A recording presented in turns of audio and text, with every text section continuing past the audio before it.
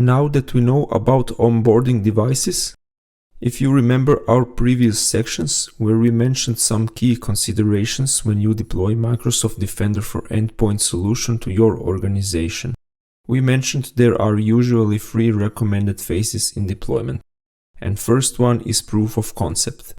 And we told that the focus in that phase is on evaluation and proof of Microsoft Defender for Endpoint product capability and its performance under various situations. Even though proof of concept is executed on a small number of devices and it is not focused on onboarding methods as we told, it is still quite complex process because you need to prepare testing devices and configure their settings, which can be quite a challenging task. Now there is one very useful thing available within Microsoft Defender for Endpoint solution, and that is Microsoft Defender for Endpoint Evaluation Lab. With its capabilities for running attack simulations and reviewing the results in a lab environment, it enables you to skip proof of concept. So let's show Microsoft Defender for Endpoint Evaluation Lab in a demonstration. To access Evaluation Lab, we will go from Microsoft Defender for Endpoint Administration portal on Evaluation and Tutorials and on Evaluation Lab. From there, we will choose Setup Lab. Here we need to choose our lab configuration between available ones. As you can see, at the moment there are 4 available configurations, with 3, 4, 8 or 16 devices. And you can see that the more machines are available for a shorter period of time and less machines are available for a longer period of time. So you will have to choose your testing priorities. Do you want to test on a larger scale for a shorter time, or you wish to test on a small sample for a longer time? After you delete devices, you can request for more, but once a month you can request lab resources. For these testing purposes, let's choose 4 devices for 48 hours each. Now in a second step, you have a choice to install a threat simulation agents on deployed machines. And you can choose between Attack IQ and Safe Breach. Microsoft recommends choosing both, but before you do so, you need to accept Microsoft terms. Let's do that. Here, first one accept, and second one accept, and now I can accept the terms. For Safe Breach, and also one more term for Attack IQ.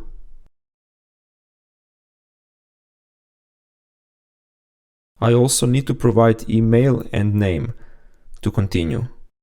So to do that, I'm going to provide the ones associated with my tenant. Let us type that.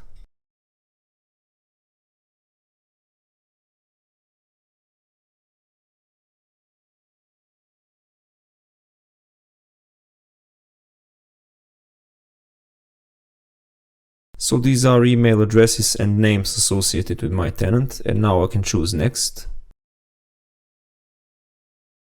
And here we will choose Setup Lab. Now our testing environment is getting prepared, and when it prepares, we can add testing machines to it. To do that, we will select Add Device. Here. And here you can see that we can choose between Windows 10, Windows 11, Windows Server 2019, Windows Server 2016, and Linux Ubuntu Server. Since we chose 4 devices in first step when configuring, we can add up to 4 devices, as you can see here. So let's add Windows 10 machine. And I will choose all available tools here. And then, when I chose these tools, I will select all device. This device will have installed threat simulator agents we chose previously, alongside with all appropriate Windows security components enabled in audit mode. Now that virtual testing machine is provisioned, you can see that I used one of 4 available testing machines. And here I can see device and username alongside with password, so I can remotely connect to that machine. I need to save that password because this view after machine provisioning is the only time that password is visible. So let's copy this password to clipboard and select Done.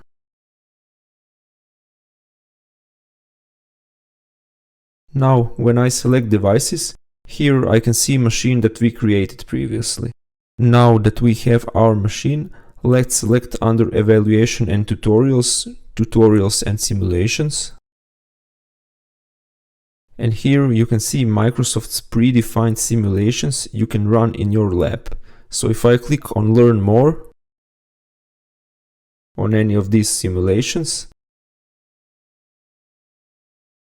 I will see a very detailed documentation of this attack simulation scenario.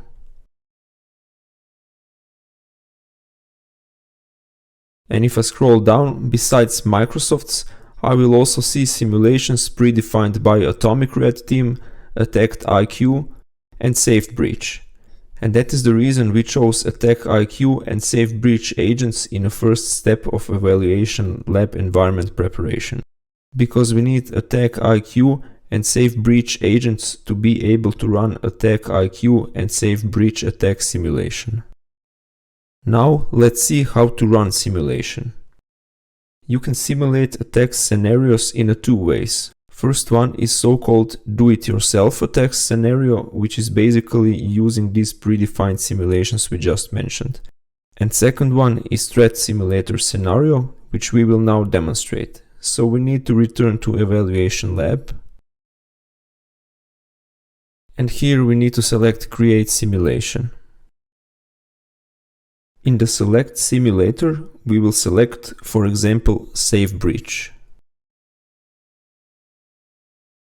And in the Select Simulation, we can choose between various attack simulation types. For this example, I will choose Credential Theft. And on a select device, I will choose machine I created previously. Since this is the only machine in my evaluation lab, this is also the only machine available for me to choose. Now I choose Create Simulation. And now when I select Simulations, I can see the status of the simulation I created previously. You can see whether simulation still runs, or is completed, or failed. This machine provisioned in Microsoft Defender for Endpoint Evaluation Lab is also going to be visible in Device Inventory. You can see it right there, Test Machine 1. You can run more than one simulation on same machine. Let's run second simulation on same device. So again, I need to go on Evaluation and Tutorials and select Evaluation Lab. I will select again Create Simulation. Simulator is going to be again Safe Breach. But now I'm gonna choose Known Ransomware Infection. And again, device is going to be same as a previous simulation, Test Machine 1. And now I will create simulation. So again, I go on Simulations tab. And here I can also see the status of second simulation on same device. Now you remember that we saved password for virtual machine we created previously. So the question is, how can we connect to it? First, we need to enable one setting on a tenant level. So let's go to the settings, Endpoints, Advanced Features. And here we need to enable live response. So I'm gonna save preferences. And now if we go back on Evaluation Lab, under Devices,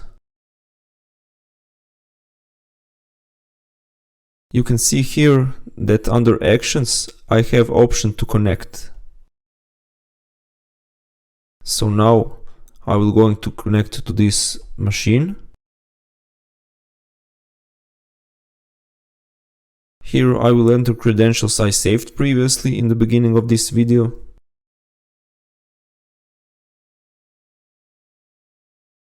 It takes a while, but it should connect.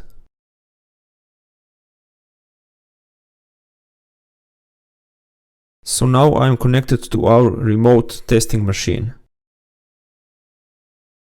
And now if we go to Start, on a Windows Security, we need to choose Virus and Threat Protection. And here under Protection History you can see a lot of various activity related to ransomware and credential theft attacks which we previously executed here on this machine. So now let's go back to Administration Portal. So in Evaluation Lab, I will select Devices, and then I will open our device. And if I choose here Alerts, I will see many alerts associated with ransomware and credential theft attack simulations that we ran.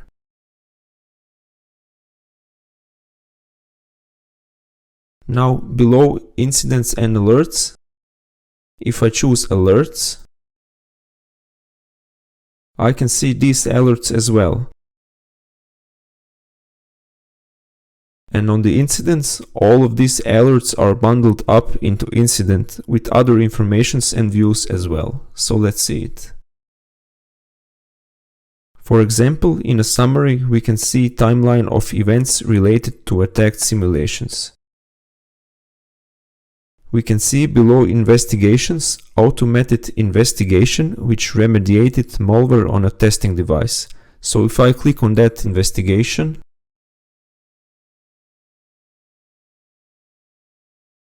I will see investigation graph with all details.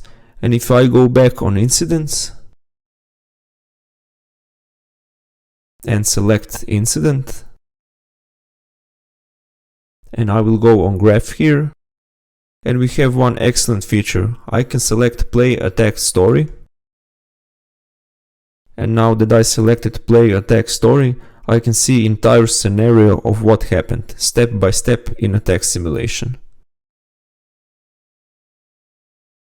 So if we go now back on Evaluation Lab, on the right side I can see some suggestion about what should I do next after attack simulation. For example, here we have Review Incidents. And you can see that this here is what we just explained. Then if I choose Hunt for Threats, it shows me Advanced Hunting Dashboard, something we will explain in later modules.